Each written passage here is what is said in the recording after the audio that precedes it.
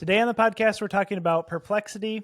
We've mentioned them a lot on our podcast before. There's some new news out of Perplexity. They just are looking to raise a $8 billion valuation, along with some controversy. So there's a lot going on. Jaeden, what's the latest from Perplexity?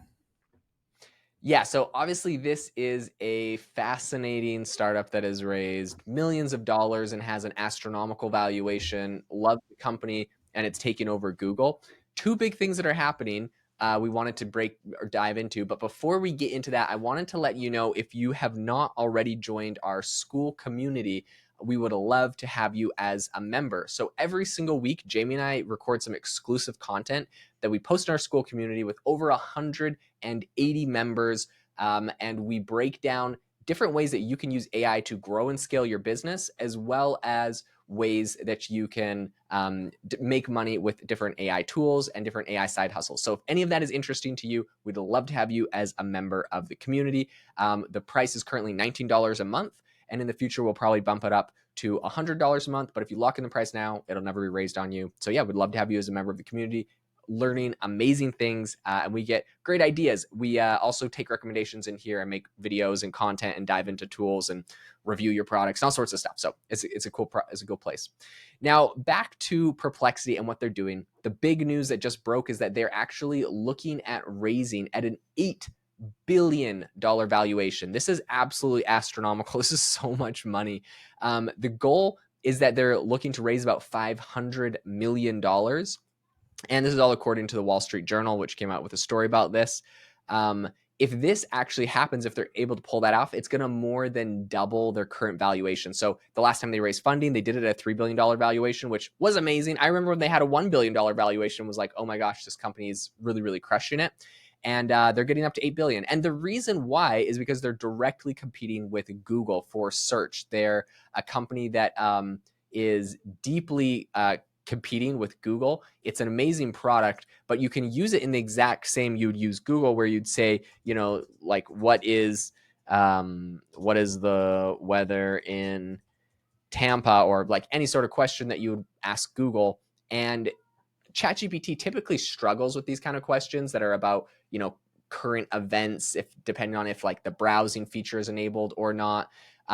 Whereas Perplexity is able to go and query and get the exact data. And it says, the current weather in Tampa, Florida is 76 degrees Fahrenheit and partly cloudy. And then also has these related queries that pop up where you could say something like, what is the forecast for Tampa tomorrow? And like tons of other questions. And also, you could use this to be like, what was Albert Einstein's, explain Albert Einstein's theory on X, Y, and Z in like a simple, concise way. And it's going to be able to give you that as well. But the thing that I really love about it is that it cites its sources. So oftentimes when you get a response from a lot of different AI models, you're like, is this thing hallucinating or is it not?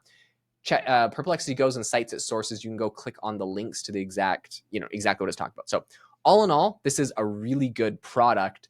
And yeah, I think this is amazing. Now, all of that being said, there's definitely some controversy because they are getting sued. So Jamie, you want to tell us a little bit about that lawsuit?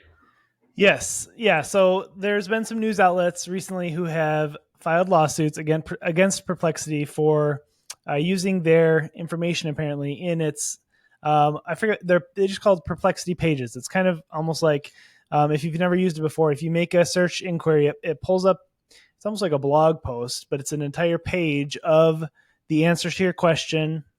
As Jaeden said, it's all sourced out and there's links to different things. And I find that really helpful. There's even visuals. So it's kind of taking, really, in my opinion, search to the next level. Kind of as Jaeden said, that's why I think the valuation is so high, because you're basically trying to take down Google or become a competitor of Google. In the past, year to 2 to 3 years, every time I do a Google search of something, I type in Reddit after to read the Reddit forums, because usually there's lots of spam and just uncredible or incredible. I don't know the correct phrase. Absolutely incredible. Yes, not credible sources on the first page of Google. It's mostly commercialized and ads and things like that. So, anyways, I'm not exactly sure why these news outlets are suing Perplexity unless there's information without sources. Do you know the details on that, Jaden?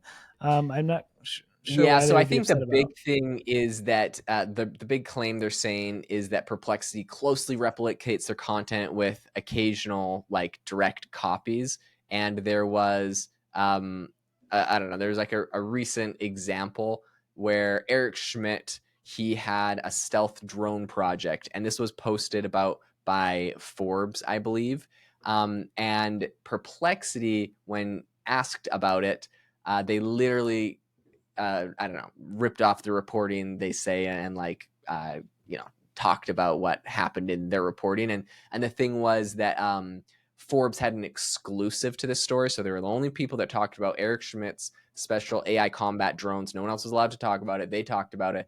And then they're kind of mad that Perplexity also wrote about it. The thing that's interesting, though, that I think kind of makes this ridiculous. Well, first of all, they put this thing out, and the CEO of Perplexity responded, and he said, "Thanks for flagging this. The screenshot you shared is of a new product feature we released 2 weeks ago called Perplexity Pages. It has rough edges, and we are improving it with more feedback. The core Perplexity product has from day one had appropriate source attribution." In the most prominent way, unlike many chatbots like ChatGPT, Gemini, Copilot. See some screenshots below. He had some screenshots, and he said, um, anyways, he said the pages and discovery feature will improve, and we agree with the feedback you've shared that it should be a lot easier to find the contributing sources and highlight them more prominently. Okay, so the real big thing that they were upset about was that Perplexity did what ChatGPT and everyone else does, and like rewrote the story, or kind of gave the summary of what the story was. But in that case, it hadn't done the attributions, like it hadn't done the links, you Okay. know. And they're like, look, we're the Yeah. only people that wrote about this, so we know for a fact like you know, stole your ideas from us. Whereas like they might be doing the exact same thing, but if it's a story everyone talked about, it's like, how do they know who got ripped off? So anyways, they're Gotcha. suing Perplexity. They're upset about it. But like obviously this is something that their CEO is like, hey, we're sorry, we had a new product, it did this thing. Our other product that's our main thing doesn't do that. It normally cites the sources so people can go check out your website, exactly like what Google's doing with their featured snippets. So I think all in all, like, yes, they're trying to make this a big controversial thing, probably because they can see it's raising a lot of money. What's interesting is it says that uh, News Corp is looking for $150,000 per infringement plus Perplexity's profits on them, that could lead to essentially massive damages depending on how this evidence is determined. They also said, quote, Perplexity is not the only AI company abusing intellectual property, and it is not the only AI company that we will pursue with vigor and rigor. We have made clear that we would rather woo than sue, but for the sake of our journalists, our writers, and our company, we must challenge the content kleptocracy. So they're upset about I it. Yeah, to I say don't the know. least. I mean, if anyone's doing it by the book, I feel like Perplexity is trying at Yeah. least. So I feel like if you're going to go after somebody, like you said, go after ChatGPT or Claude, or I don't know. I feel like Perplexity deserves that lawsuit the least out of anybody. But one thing I thought of when you were talking about that is I know a lot of news outlets have paywalls now behind some of their articles for like the Yeah. premium content for like CNBC or Wall Street Journal. And I actually randomly came across our local news had an article they wanted me to pay to read, and I'm like, I'm not going to pay to read that. That's ridiculous. So I wonder if they're scared that that Perplexity is going to take away one or more of their income streams by Mhm. not getting people to their paywall or to their page, or I guess even advertising. It could hurt their advertising dollars as well. But yeah, it definitely seems like a scared move more than anything. Yeah, so I think this is interesting.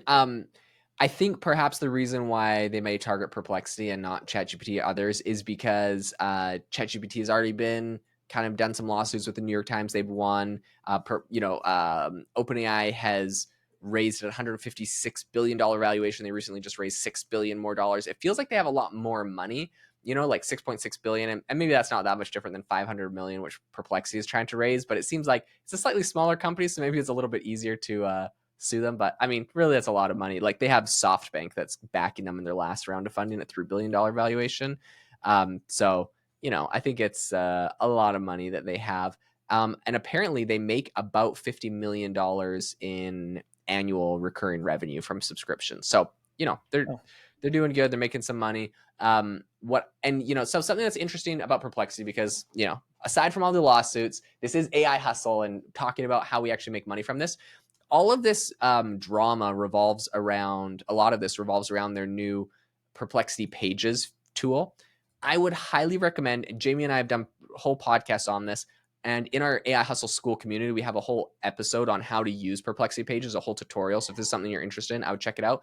This is a massively underutilized SEO tool. If you create an article using Perplexity Pages about your business or your product, there is a high likelihood, if you do it correctly, that you're going to be able to get it to rank in Google, and that you're going to be able to get a ton of search traffic through this, because they rank so much better. We're seeing pages that are getting like 15,000 monthly views just from the Perplexity Pages that can go straight to your product. So I would highly recommend, if you're doing anything, create some Perplexity Pages around it.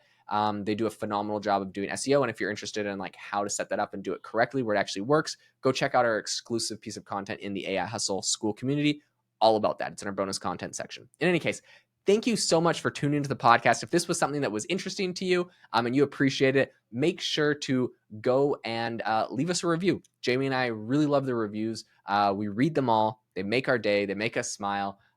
We make these things for you for free for the reviews. So if you enjoyed the episode, drop us a review, drop us some stars. We hope you have a fantastic rest of your day. We will catch you all next time.